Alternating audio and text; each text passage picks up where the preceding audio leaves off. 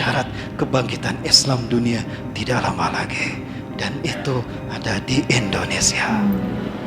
Ya.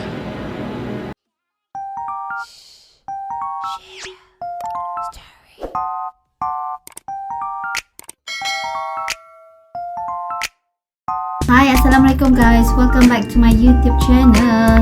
Seperti biasa guys, buat kalian semua yang menonton video Nora ini, Nora akan sentiasa doa untuk kalian semua agar sentiasa diberikan kesihatan tubuh badan yang sihat dan sentiasa dipermudahkan segala urusan kehidupan seharian kita, insyaAllah.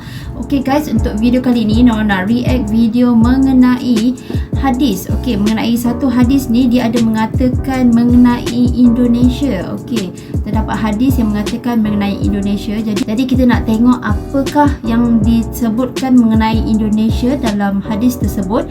Jadi mari kita lihat dan nonton video ni sama-sama dengan Nora. Let's go.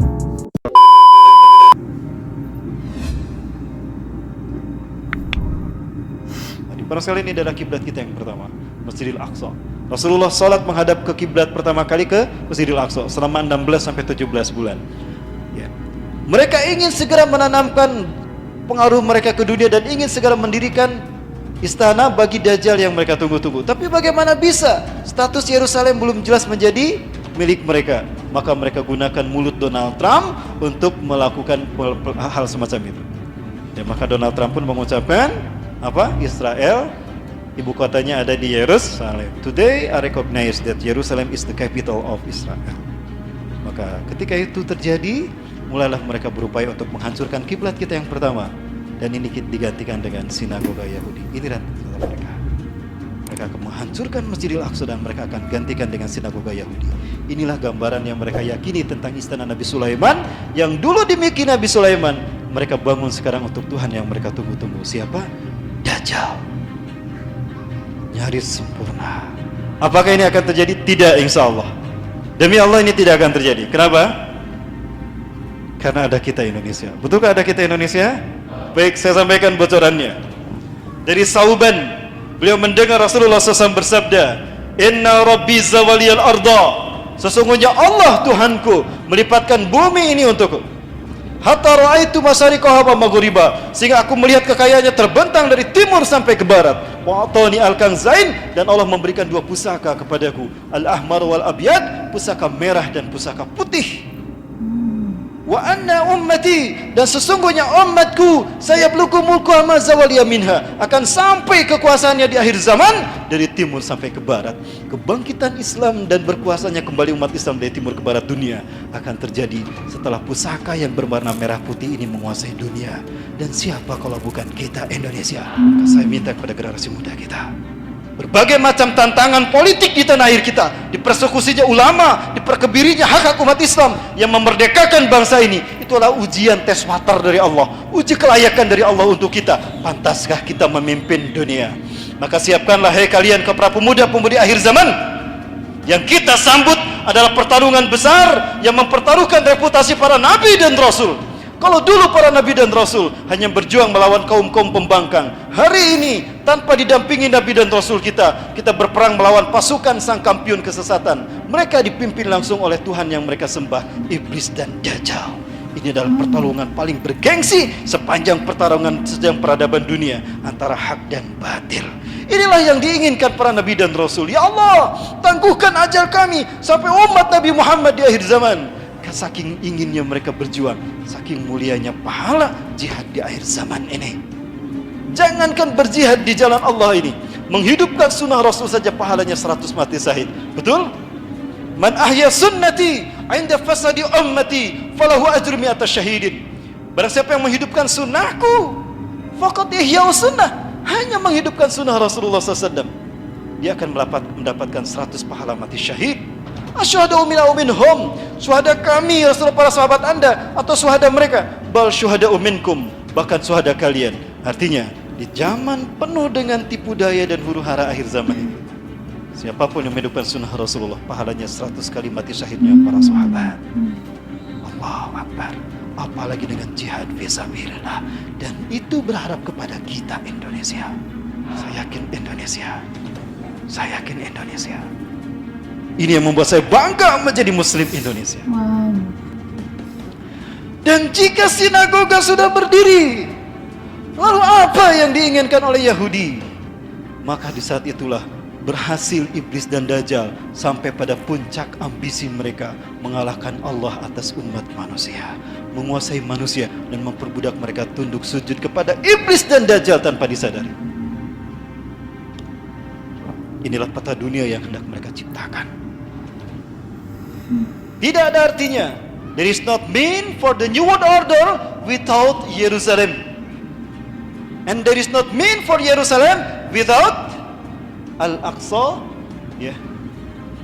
Dan Al-Aqsa harus dihancurkan, diganti dengan sinagoga tadi. Maka ketika itu negara-negara yang menjadi pembuka untuk masuk ke Al-Aqsa harus mereka kuasai. Ada Muammar Gaddafi di Libya, tumbangkan Muammar Gaddafi. Sudah terjadi belum? Di Mesir ada Muhammad Mursi, tumbangkan Muhammad Mursi. Sudah terjadi belum? Di Arab Saudi. Agak berat saya membahasnya, tapi saya yakin suatu saat akan Allah bukakan siapakah penguasa Saudi Arabia, siapa dinasti Saud sebetulnya. Saya yakin mereka bukan keturunan Arab, bahkan mereka bukan keturunan Rasulullah, tapi mereka keturunan Yahudi Irak. Betulkah demikian? Kalau ada kesempatan untuk membahas simbol-simbol Dajjal di Saudi Arabia, kita bertemu nanti, insyaallah. Baik, Suriah ada Bashar Assad. Jordania sudah dari dulu terpasung menjadi sandar politiknya Zionis Yahudi. Begitu pula dengan Lebanon, ada Hasan Nasrullah, pemimpin gerakan Hizbullah. Bukan Hizbullah, Hizbullah. Jika semua ini sudah mereka kuasai, maka dengan lenggang kangkung, dengan legawa mereka akan mendirikan the New World Order. Saat itulah iblis dan Dajjal akan datang. Tapi insya Allah, selama kita masih hidup di muka bumi, pantang kita membuat mereka melenggang kangkung mewujudkan ini. Betul? Lebih baik kita mati meninggalkan dunia dalam keadaan syahid ketimbang menyaksikan kiblat kita yang pertama hancur di tangan mereka. Allahu Akbar. Saya rindu ingin kebangkitan, menyaksikan kebangkitan pemuda Indonesia. Ingat, pemuda-pemuda sekarang sudah banyak yang berhijrah, betul? Komunitas-komunitas pemuda sudah bangkit mereka. Ini isyarat kebangkitan Islam dunia tidak lama lagi. Dan itu ada di Indonesia. Ya. Ingat, di zaman penuh fitnah ini, umat Islam akan terbagi menjadi dua bagian. Fatun qasamul muslimun ila khaymatain. Khaymatun fihil munafiqun walasa fihil mu'minuna walakin wahdah. Wa khaymatu saniyah fihil mu'minuna walasa fihil munafiquna walakin wahdah. Di zaman penuh dengan fitnah Dajjal ini, umat Islam akan terbagi dua.